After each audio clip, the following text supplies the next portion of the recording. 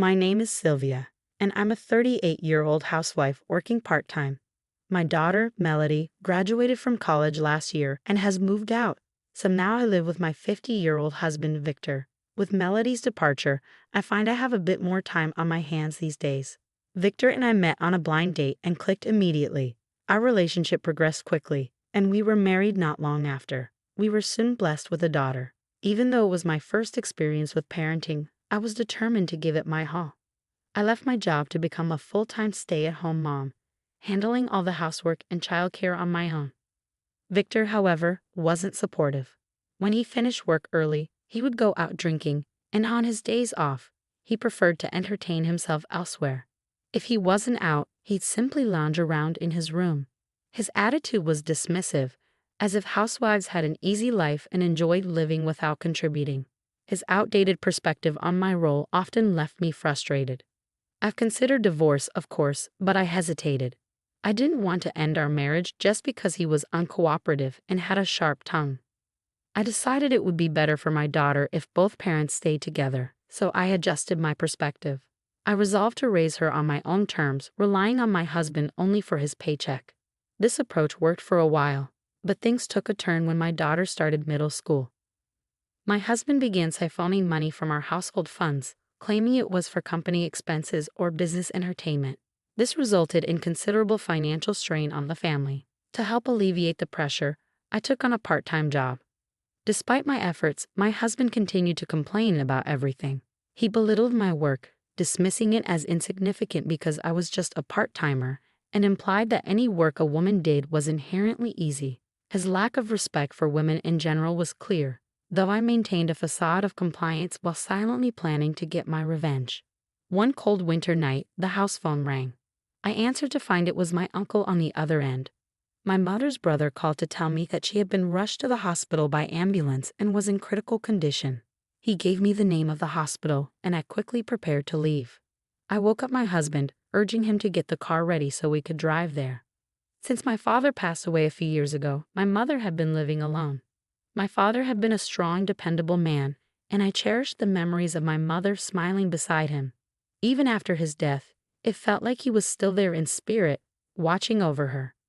Now, faced with the possibility of losing my mother, I found it hard to believe. As I sat in the passenger seat, I prayed fervently for her to hold on. When we finally arrived at the hospital, my uncle and some other relatives were already there, waiting anxiously. According to what I heard, my mother had suddenly woken up in the middle of the night with severe chest pains. Torn about whether to call an ambulance, she first reached out to my uncle. After he strongly urged her to seek help, she finally called for an ambulance. My uncle, who lived nearby, quickly went to her house and accompanied her to the emergency room. He informed me of her situation as soon as he knew where they were taking her. I am deeply grateful to my uncle for his swift and compassionate assistance. When I arrived at the hospital, I found my mother unconscious in her bed, unable to speak to her. I called out to her, but there was no response. The doctor who examined her explained that her condition was critical, and it would be some time before we could know more. My relatives and I gathered around, calling out to her and offering words of encouragement. Amidst this, we began discussing the arrangements that would need to be made. Suddenly, I heard a voice of frustration. It was my husband, complaining loudly, it's finally over. You woke me up in the middle of the night and wasted my time. Let's just go home." It was my husband's voice I heard, and when I looked over, I saw him sitting in a corner of the room, clearly frustrated. In the midst of my worry for my mother, I had forgotten he was there. I turned to him and said, "Please go home. You don't need to stay." Though my mother was unconscious, I worried that she might hear his harsh words. I didn't want him to add any more distress to the situation. Ignoring my plea, he grumbled loudly. "So she made me waste my time for what? She doesn't even have much money to leave behind. She was just a useless old hag until the end, wasn't she?" His words were hurtful and deeply disrespectful. After he left, my relatives, who had been worried about me, gathered around. I took a deep breath, calmed myself, and thanked them for their support. I assured them I was all right and that I had decided to divorce him. I returned home just as my husband was leaving for work, feeling a mix of relief and resolve. I immediately packed a box with clothes and essentials and delivered it to my uncle's house before leaving home with my personal belongings. To be honest, I had been secretly planning to divorce my husband when he reached retirement age in a few years. However, his callous comments at the hospital made me speed up my decision. I couldn't bear to live under the same roof as someone who would speak so disrespectfully about my mother. For the time being, I took a room at a business hotel and reached out to the lawyer I had been consulting. That night, my husband called my cell phone. "Hey, what's going on at home? Your mom's still in the hospital, right? You don't have to take care of her, do you? The funeral isn't even set yet. Why don't you come home and cook dinner?" I replied firmly, "Please leave me alone. I won't be coming home anymore, Victor. I'm divorcing you." He snickered and responded dismissively, "If you can do it, go ahead. You're just a housewife with a part-time job." Then he hung up. A few days later, however, he called again, but this time his tone was completely different. "What are these divorce papers and alimony demands?" His voice was filled with impatience. I remained calm and replied, "As I said, I'm divorcing you, and the alimony is justified for the mental anguish I've suffered because of you." "What are you talking about?" he demanded. "I've endured your constant complaints." I calmly explained, "I've documented everything you've said and done in my diary and on my blog." My lawyer said this would be strong evidence. He seemed taken aback, clearly unaware that I had been preparing for this divorce behind his back. "What evidence?" he asked, confused. I responded firmly that any further communication regarding the divorce would need to go through my lawyer and ended the call. Shortly thereafter, my husband and I finalized the divorce. Our savings of $200,000 were divided. Since his share was equal to the amount of alimony for the emotional distress, we agreed that I would receive the full amount of the savings. Naturally, my husband resisted the terms from the start. "There's no such thing as a wife's share," he argued. "I earned that money. If you're taking over your useless mother's house, then that's mine too." Each time, my lawyer calmly explained the situation to him, pointing out that pursuing mediation or court would be costly.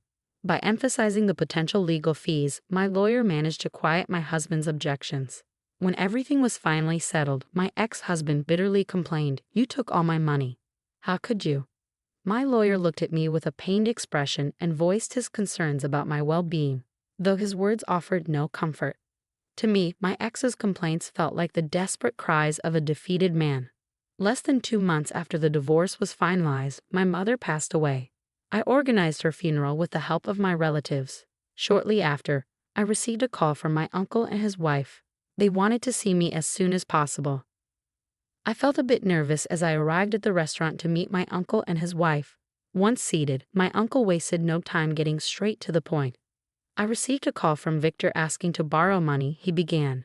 "Given the circumstances of your divorce, I would have hung up on him immediately, but my wife answered the phone instead." "Yes, I was the one who spoke to Victor," his wife confirmed. "I was aware of the situation between you and Victor, including his outburst in the hospital room. I had no intention of lending him any money, but I was curious about what he had to say. I pretended to be sympathetic and asked him why he needed the money, acting as though I was fooled." "Why did he need money, though?" I asked, puzzled.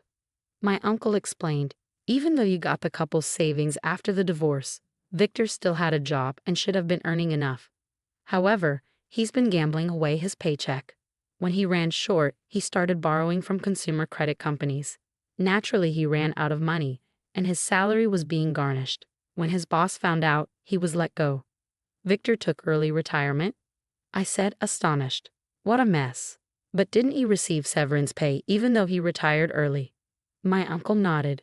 Yes, he did receive severance pay, which was actually an advance payment system. It was added to his salary and bonus a long time ago. The severance pay he received in advance was based on what he would have earned if he had worked until the official retirement age. Since he retired early, he had to repay the difference when he left. I was surprised. I didn't know he was taking advantage of the advance payment plan.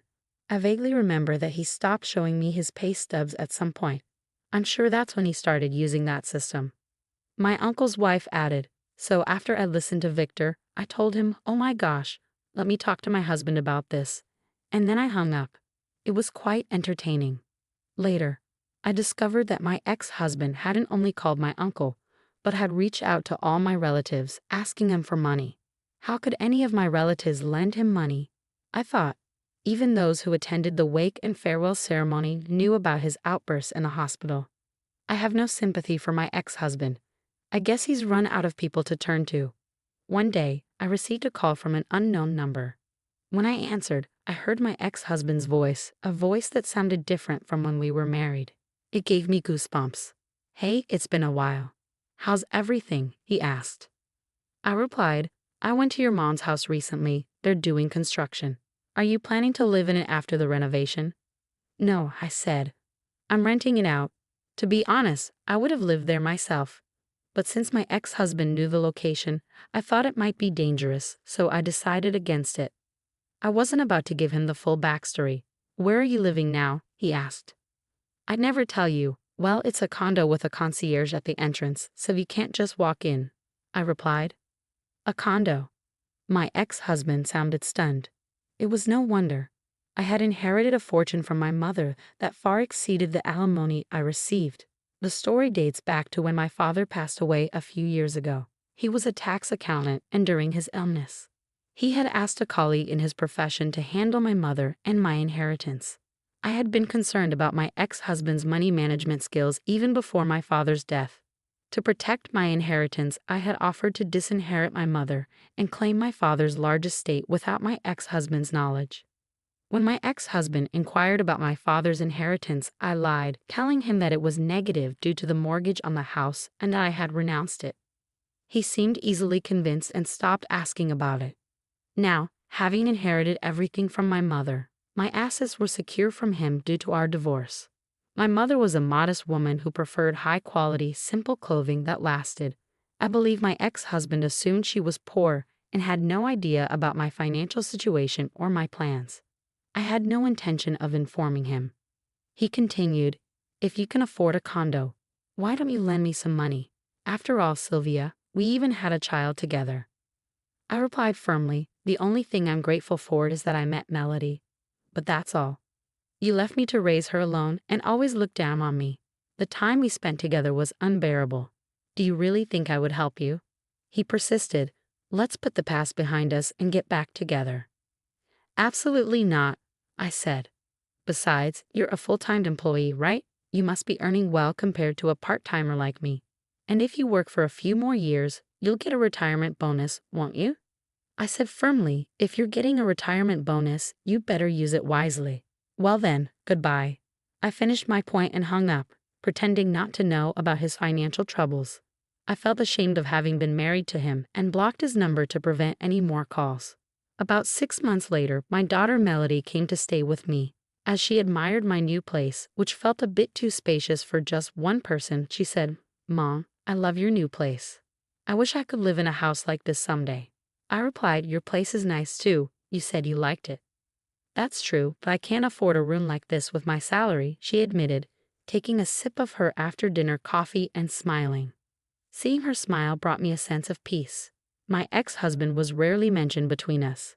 "Mom," Melody said, "actually, there's someone I'd like you to meet." "Oh really? You have a boyfriend?" I asked, intrigued. "What's he like?"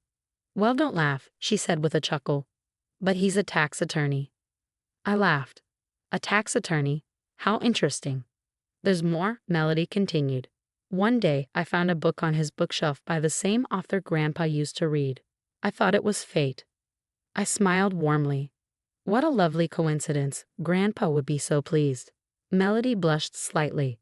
I looked forward to the day when I would see her future husband standing beside her, sharing in her happiness.